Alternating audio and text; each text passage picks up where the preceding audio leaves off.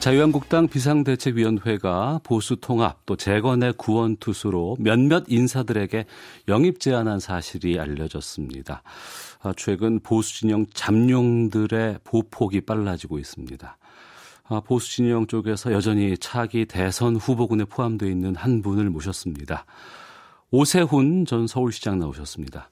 어서 오십시오. 네, 안녕하세요. 반갑습니다. 예, 오랜만에 뵙습니다. 네, 오랜만입니다. 네, MBC 오변호사 배변호사, SBS 그것이 알고 싶다, 또 SBS 시사토론, 오늘과 내일 등 방송을 통해서 전국적인 지명도를 얻으셨습니다. 저희 오태훈의 시사본부에 오세훈 전 서울시장이 나오셨는데 저희 청취자분들께 인사 말씀 부탁드리겠습니다. 네, 아이고 오랜만에 라디오에서 이렇게 인사드리게 됐습니다. 반갑습니다. 네. 2011년에 서울시장 사퇴하셨고요. 네. 그리고 2016년에 총선에서는 낙선을 했습니다. 사실상 중앙정치 무대를 오랫동안 떠나 계셨었는데 그동안 어떻게 지내셨어요? 예, 주로 학교에 있었습니다. 처음에 한양대 특임교수로 있다가 한 3년 전부터는 고려대학교 기술경영전문대학원이라고요. 예. 이제 공학과 경영학을 융합해서 가리키는 그런 석박사과정 대학원인데요. 네. 이제 거기서 매 학기 3시간, 한 일주일에 3시간 정도 강의하면서 학생들하고 토론하고 뭐 그게 가르치면서 배운다고 네. 저한테도 좀 도움이 되는 것 같고요. 그리고 이제 외국에 좀 나가 있었습니다. 코이카 중장기 자문단이라고 해서 이제 지식 나눔하는 자원봉사인데요. 페루의 수도 그 리마 시청에 6개월, 그다음에 아프리카 르완다 수도 키갈리 시청에 6개월. 아이고. 그리고 또 한 영국하고 중국도 뭐 한 6개월에서 1년씩 나가 있었고요. 예, 뭐 이런저런 뭐 경험을 좀 많이 해보려고요. 예, 노력을 했던 기간입니다. 예. 그 상당 기간 좀 얼굴을 안 보여주시다가 최근에 TV조선 아내의 맛이라는 네. 프로그램에서 제가 뵀어요. 네. 그래서 아주 편한 복장으로 요리도 네. 하시는 모습을 제가 봤는데 일부에서는 정치인으로서는 상당히 좀 의외였다라는 그 복귀에 대한 이런 과정들이 네. 그리고 또 일부에서는 또 오세훈답다 이런 평도 있었거든요. 글쎄요, 그게 무슨 정치재기의 신호탄이다, 이제 이런 해석들을 많이 하던데요. 그건 좀 사실하고는 좀 많이 다른 것이. 네. 제가 나가겠다고 방송 프로를 나가는 게 아니잖아요. 그렇죠. 예. 그 프로그램 하시는 분들이 연락을 해왔어요. 뭐 부담 없이 요리하는 거니까 음식하는 모습 좀 보여주시면 어떠냐. 그래서 속으로 자신이 좀 있었거든요. 아, 그러세요? 왜냐하면 르완다하고 페루가 있을 때 뭐 저 혼자 있거나 남자들이 같이 있었기 때문에 제가 주로 주방장을 했어요. 네. 그러니까 뭐 속으로 이거 뭐 식은 죽 먹기다 이제 이렇게 생각을 한 거죠. 근데 나중에 알고 보니까 음식만 하는 게 아니라 이제 생활을 좀 이렇게 자연스럽게 노출시켜서 보여주는 프로그램이더라고요. 네. 그래서 약간 망설이다가 아이고 기왕 뭐 하기로 한 거 하자 이제 이렇게 됐던 건데 그게 이제 조금 좀 이렇게 좀 많이 시청률이 올라갔었나 봐요. 예. 그러니까 이제 이게 무슨 정치 복귀 뭐 신호탄이다 막 그런 해석이 달리더라고요. 워낙에 또 방송엔 또 익숙하시잖아요. 예, 벌써 한 20년 전. 예, 그때는 정말 방송 많이 했죠. 네. 이번에 근데 바로 본격적으로 자유한국당에 영입 제안 받으신 것으로 알고 있습니다. 네. 누가 제안을 했습니까? 뭐 김병준 위원장님도 그렇고 김용태 사무총장 뭐 여러분들하고 뭐 제가 현실 정치는 안 하지만 꾸준히 교분은 가지고 이렇게 소통은 하는 관계거든요. 예. 그러니까 뭐 자연스럽게 나왔던 이야기고요. 지금 이제 문재인 정부가 특히 경제 정책에서 실정을 하고 폭주를 하고 있는데 이럴 때 야당이 너무 지금 힘을 못 쓴다. 네. 뭔가 들어와서 힘을 합해야 되지 않겠냐. 뭐 그런 취지의 말씀이 있으셨고 그래서 뭐 큰 틀에서 동의를 한 거죠. 예. 그 전원책 조강특위 위원이 얼마 전에 방송에서 그런 말씀을 하셨어요. 황교안 전 총리라든가 오세훈 전 시장 같은 경우에는 오실 것이다. 대신에 폼나게 오시기를 바랄 것 같다라고 얘기를 하셨는데 어떠십니까? 글쎄요. 뭐 폼나게 그 무슨 뜻으로 하신 말씀인지는 모르겠고요. 지금 제가 고민하는 건 그런 겁니다. 제가 자유한국당에 들어가서 다시 정치를 사실 현역 의원도 아니면서 정치 행위를 한다는 게 사실 쉽지는 않아요. 네. 근데 들어가서 뭔가 아까 말씀드린 대로 이제 여당 견제의 기능을 역할을 제대로 하려면 그런 환경이 좀 갖추어져야 되는데 과연 제가 들어가서 도움되는 역할을 할 수 있는 조건이 되는 것인지 네. 그런 주변 여건이 되는 것인지 이제 이런 걸 지금 좀 고민하지 않을 수가 없는 거죠. 그래서 지금 당 내외에 있는 몇몇 분들하고 쭉 돌아가면서 만나서 좀 의견도 듣고 네. 지금 그런 단계입니다. 근데 그게 좀 망설이는 모습으로 비춰지는 것 같아서 아마 그런 표현의 말씀을 하신 게 아닌가 네. 그런 생각이 드네요. 예. 뭐 지난 지방선거도 그랬고 보수 쪽의 참패가 상당히 좀 컸습니다. 네. 이런 상황에서 자유한국당 쪽에서 영입 제안을 했다고 한다 그러면 우리가 뭐 이거 해드리겠습니다라거나 아니면 이런 뭐 기틀을 만들어 놓고 오시면 좋을 것 같습니다라는 것들이 포함돼서 제안됐을 것 같거든요. 그런 구체적인 말씀은 아직 나올 단계가 아니었던 것 같고요. 이제 지금 지켜봐야 될 부분이 주로 이제 지금 당명 개정과 더불어서 제일 중요한 게 다음 지도 체제. 네. 이게 뭐 지금 집단 지도 체제 얘기도 나오고 그러잖아요. 제가 입당하는 게 이제 이 전당대회와 다 관련이 있는 얘기니까. 예. 그런데 만약에 집단 지도 체제로 가게 되면 저는 좀 우려스러운 것이 특히 총선 직전 공천 국면에서의 집단 지도 체제는 굉장한 갈등을 보여줄 수 있는 국면입니다. 네. 그럴 거 아니겠어요? 그 최고위원 한 분 한 분 뒤에 일개 소대, 일개 중대가 다 늘어서서 자신의 정치적 생존 여부를 그분께 걸고 지켜보고 있는데 갈등이 격화될 가능성이 매우 높은 거죠. 그래서 오히려 단일성 지도 체제가 이런 그 공천 국면이나 선거 국면에서는 훨씬 더 유효하고 효용이 있다. 네. 이제 저는 뭐 그런 지론을 가지고 있는데요. 다만 또 집단지도 체제를 이해할 수밖에 없는 것이 지금 통합전대를 얘기하고 이제 모든 보수 인사는 모이자. 네. 이런 제안을 하고 있잖아요. 예. 그게 가능하려면 이제 집단지도 체제 같은 걸 취해서 들어와서 일정 부분 지분을 가질 수 있도록 하겠다는 게 이제 유인책이 될 수 있습니다. 그래서 집단지도 체제를 논의하는 거기 때문에 반대할 수만도 없어요. 네. 이제 그래서 만약에 들어가서 일을 하더라도 그런 갈등이 양산이 되는 국면에서 역할을 제대로 할 수 없으니 과연 어떠한 보완 장치가 거기에 마련이 되는지 여부도 좀 지켜봐야 될 것 같고 네. 지금 여러 가지 그 모색되는 과정 중에 있는 단계이기 때문에 이제 그래서 좀 지켜보자는 겁니다. 네. 조금 전에 그 당명 개정 말씀을 좀 해 주셨습니다. 그렇다면 현재 자유한국당 틀로 들어가고 싶다는 것보다는 새로운 보수 대통합의 입지가 굳혀지면 그때 역할을 하시겠다라는 그런 의미로 해석도 될까요? 글쎄요. 뭐 그렇게 뚜렷하게 정해진 일정 같은 건 없지만 네.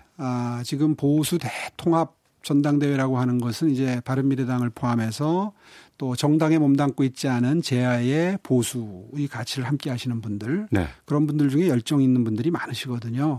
이제 그런 분들까지 다 포함을 해서 녹여내서 용광로처럼 어떤 그 대여 견제의 화력을 좀 키우자. 이제 이런 관점이라면 당명 개정은 사실은 부수적인 거죠. 그러니까 본질적으로 어떤 변화가 있을 것이냐 이걸 지켜봐야 될 국면인 것 같습니다. 지켜본다고 말씀하셨는데 자유한국당 지금의 모습에 입당을 망설이게 하는 요인들도 있죠.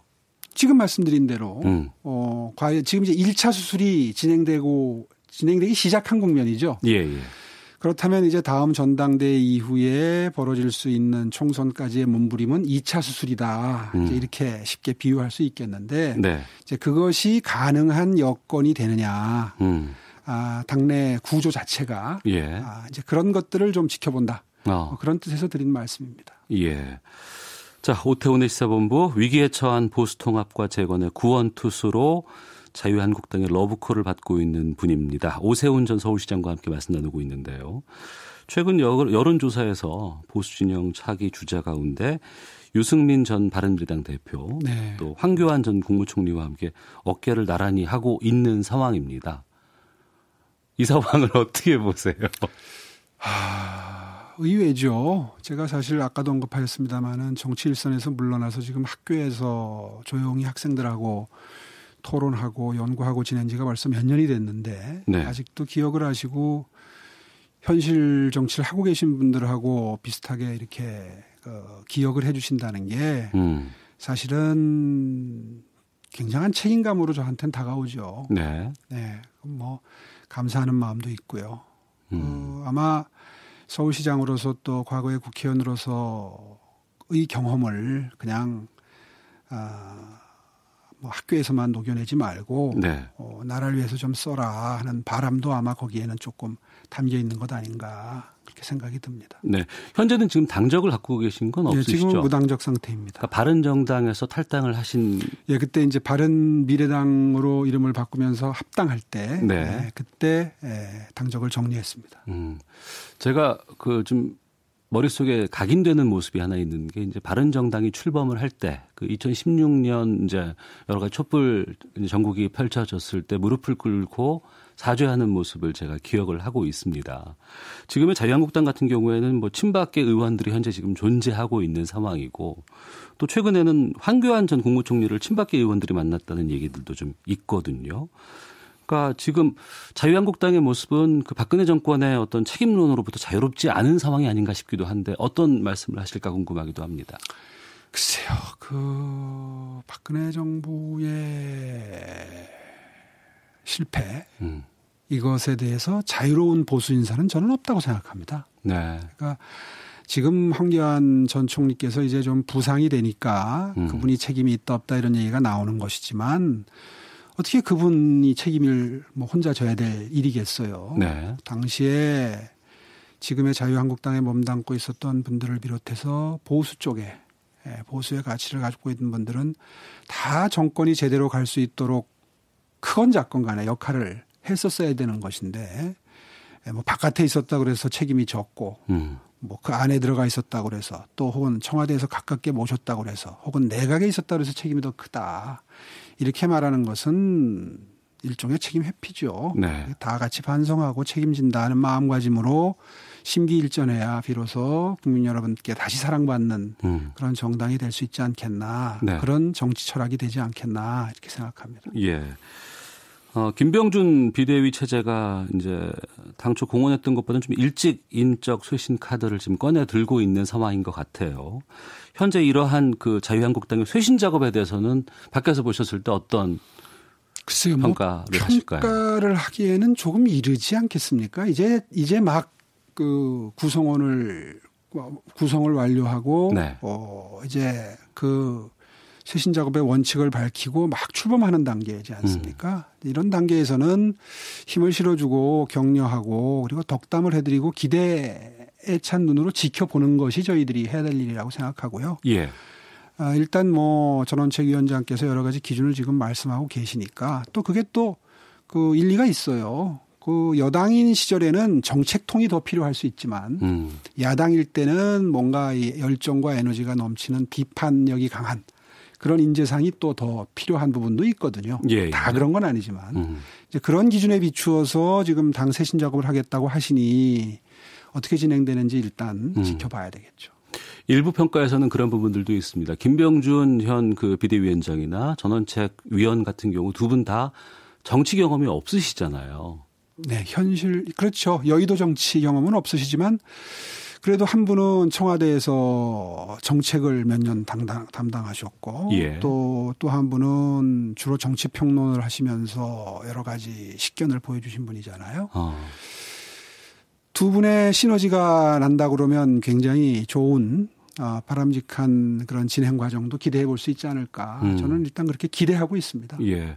어제 저희 프로그램에 그 정도환 전 새누리당 의원께서 이제 이 현재 그 자유한국당의 쇄신 작업에 대해서 평가하기를 네. 전원책 위원이 잘 할 것이다. 네. 다만 방금 그 앞서서 말씀해 주셨던 집단 지도 체제에 대한 걱정들을 좀 하면서 인물이 누군가가 끌고 가야 되지 않겠냐라는 그런 지적을 해 주셨거든요. 네. 그 입장에는 어떻게 생각하십니까?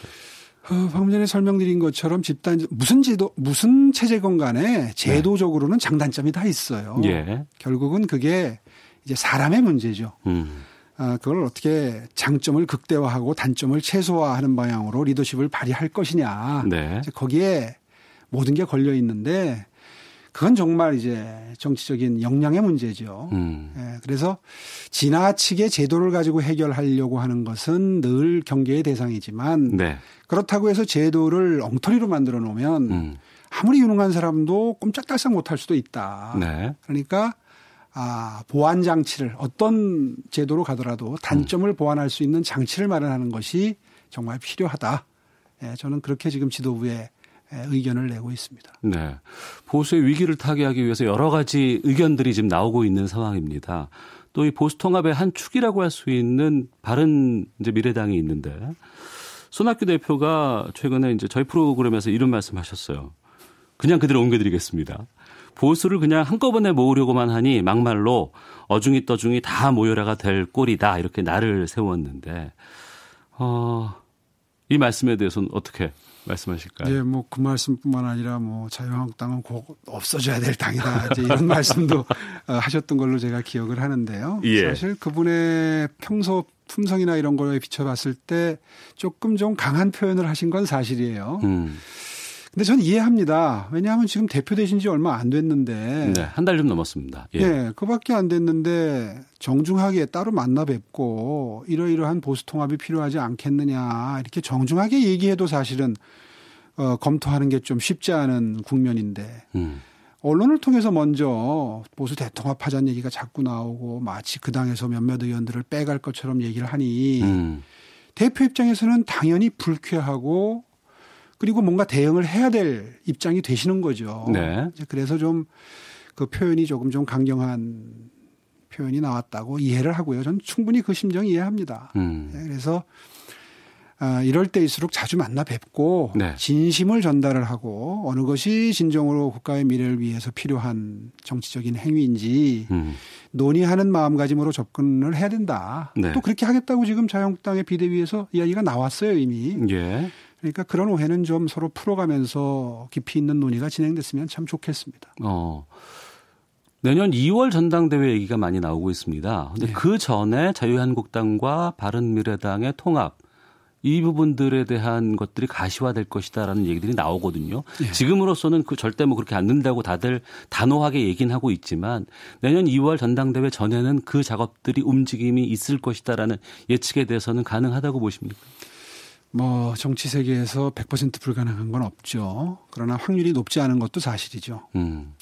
그런 점에서 여러 가지 형태의 연합, 연대 네. 혹은 뭐 제일 바람직한 건 이제 합당까지를 놓고 물밑 접촉을 통해서 수위를 좀 그 조정을 해야죠. 네. 예, 그렇게 해서 상흔이 남지 않도록 하면서 말하자면 지금 야당이 너무 지리멸렬하잖아요. 예, 국민 예. 여러분들이 걱정하시는 게 문재인 정부가 뭐 100% 잘하는 건 아닐 텐데 그리고 권력이라는 게 속성이 이제 독주하다 보면 좀 뭐 과한 정책들도 나오고 지금 뭐 경제 정책이 저렇게 여러 가지 부정적인 수치들이 나오고 있음에도 불구하고 지금 전혀 바꿀 생각이 없어 보이잖아요. 네. 며칠 전에 저는 집권 여당의 대표라는 분이 그 말씀하시는 거 듣고 깜짝 놀랐어요. 나는 여태 정치를 수십 년 하면서 경제가 잘 돌아간다는 얘기 나오는 건 한 번도 본 적이 없다. 이 얘기는 경제는 포기하겠다는 얘기로 들리더라고요. 이해찬 대표가. 예, 이해찬 대표께서. 저게 지금 이제 폭주의 시작이거든요. 저런 마음가짐이. 이제 그런 것은 분명히 야당에서 짚어주고 네. 바로 갈 수 있도록 견제를 해야 하는데 지금 너무 약체다, 야당이. 네. 거기에 대해서는 국민 여러분들이 다 아마 걱정을 하실 겁니다. 예. 이제 그 기능을 제대로 수행하기 위해서라도 어떻게 하면 힘을 합쳐서 전선을 좀 정리할 수 있는지 이런 거에 대해서는 정말 깊이 있는 대화가 일단 선행이 돼야 된다. 네. 자연스럽게 현 정부에 대한 평가도 좀 듣고 싶은데요. 최근에 잘못된 길을 가고 있는 문재인 정부를 향해서 좀 더 건전한 상식을 가진 리더의 비판을 필요로 하는 보수 측이 있다. 이렇게 말씀하셨는데 공과 가를 좀 말씀해 주실 것 같아요.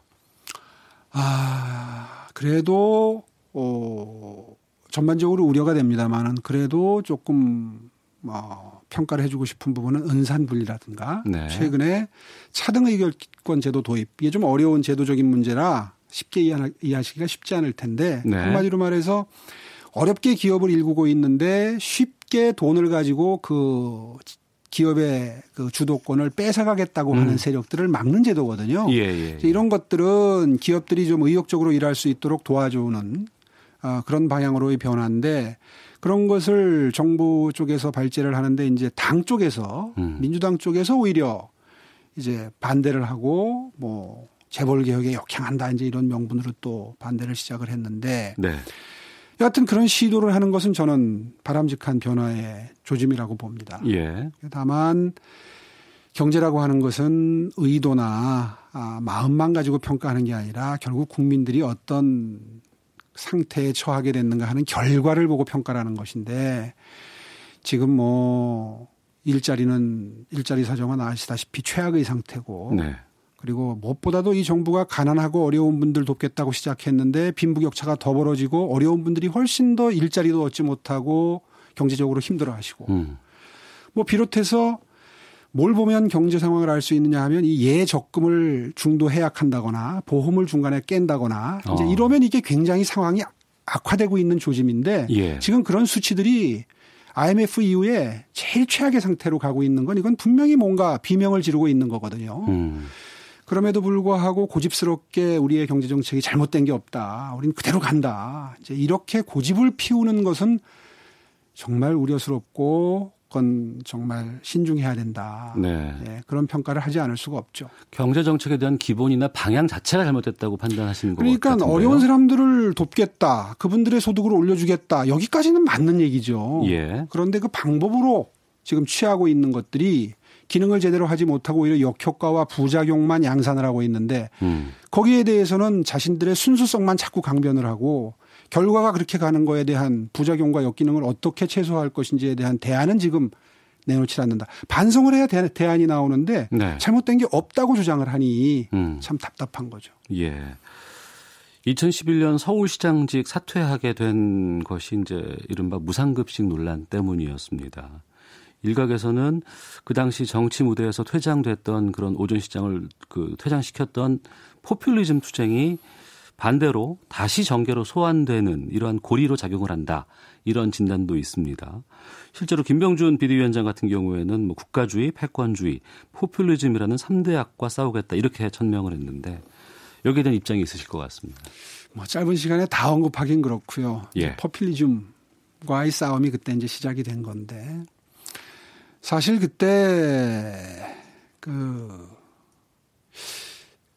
제일 가난한 계층에게는 예를 들어서 10만 원, 똑같은 10만 원을 가지고 쓴다면 그다음에 중간 계층에게는 5만 원, 잘 사는 사람에게는 한 푼도 안 준다. 이런 주장을 했던 거예요. 예. 근데 이제 그때 그 주민투표가 제대로 진행이 돼서 투표율이 3분의 1을 넘기고 개봉을 해서 바람직한 그 복지의 기준선이 그때 마련이 됐다면 지금처럼 이렇게 무차별적으로 현금을 살포하는 식의 복지가 만연하는 상황은 좀 막거나 줄일 수 있었지 않겠나 하는 안타까움이 지금도 좀 있습니다. 예. 실제로 포퓰리즘이라는 게 일단 현재의 국민들이 만족하고 좋아할 만한 정책만 펴는 거거든요.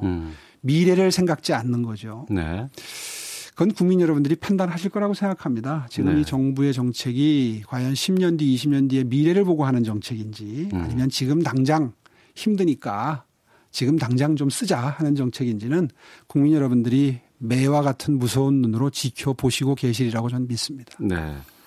그 과거 무상급식 그 사태 때문에 보수 쪽에서는 나비 효과로 이렇게 뒤로 돌아가 본다 그러면 그때가 보수 붕괴의 시작이었다 이런 판단을 하시는 분도 있으세요. 예. 거기에 대해서 어떻게 거기에 생각하세요? 대해서는 정말 깊이 반성을 해야지 되고요. 사실 그게 자리까지 걸 일이었느냐 하는 비판에 대해서는 지금도 겸허하게 받아들여야 된다고 생각을 합니다. 예. 다만 그 마음은 좀 이해해 주셨으면 좋겠다. 방금 전에 말씀드린 것처럼 그때가 포퓰리즘 정책의 시작이었는데 그때 그런 기준이 마련됐더라면 하는 아쉬움은 아직도 있습니다. 예. 박원순 현 서울시장이 3선했습니다. 지금 활동을 하고 있는데 어떻게 보세요? 예, 그 3선까지 성공하시고 또 최근에 무슨 여론조사를 보면 뭐 제일 높게 나오시고 야권 쪽에서 축하드릴 일이죠. 축하드릴 일인데 저로서는 좀 한 가지 짚어야 된다고 생각하는 것은 그분이 취임 초기에 전임 시장이 하던 일들, 제가 시작했던 일들이나 계획했던 일들을 거의 대부분 백지화하거나 취소하거나 줄이거나 그러면서 명분으로 내거셨던 것이 토건 반대였습니다. 그러니까 전임 시장 하던 거 토건이다. 사실 저는 그때 동의하지 않았지만 칼자루를 놓은 이상 지켜볼 수밖에 없었죠. 그런데 재미있는 것은 한 2, 3년 지나더니 슬금슬금 그 일들을 거의 다 다시 시작을 해가지고 네. 지금 거의 다 해석하고 계세요. 그러면 결국 시민의 입장에서 보면 네. 늦어진 거잖아요. 해야 될 일을 2, 3년, 3, 4년, 4, 5년 늦추신 거잖아요. 네. 그 점에 대해서는 입장 표명이 있으셔야 되겠죠. 근데 말씀이 없으세요. 네. 네. 그 점은 저는 계속 지금 지켜보고 있습니다. 예. 마지막 질문 드려야 될 것 같습니다. 예. 흔히들 정치는 명분과 세력으로 한다고 해요. 네. 앞으로 저희가 오세훈 전 서울시장의 행보를 어디를 보면은 그 미래가 보일까요? 글쎄요. 저는 학교에서 학생을 가르치든 또 글을 쓰든 책을 내든 아니면 뭐 현실 정치에 몸을 담든 여하튼 제가 공직생활로서 갈고 닦은 지금까지의 경험을 사회에 어떤 형태로든 다시 반영한다 하는 마음가짐에는 전혀 변함이 없습니다. 네. 그래서 저한테는요 사실은 현실 정치를 하든지 책을 쓰든지 또 학생을 가르치든지 구분이 없어요. 근데 이제 세상은 그것을 이제 다시 뭐 정치를 하느냐 마느냐로 보시는 거죠. 제가 살아가는 한 계속해서 그런 역할은 계속되리라고 보고요. 예. 예. 그런 각도에서 지켜봐 주시면 좋겠습니다. 알겠습니다. 조만간 의미 있는 결정하시게 되면 저희 프로에 한 번 더 모시겠습니다. 좀 부탁드리겠습니다. 예, 고맙습니다. 알겠습니다. 자, 오태훈의 시사본부 7년 만에 중앙정치 무대 복귀를 준비 중인 오세훈 전 서울시장과 함께 말씀 나눴습니다. 오늘 말씀 고맙습니다. 네, 감사합니다.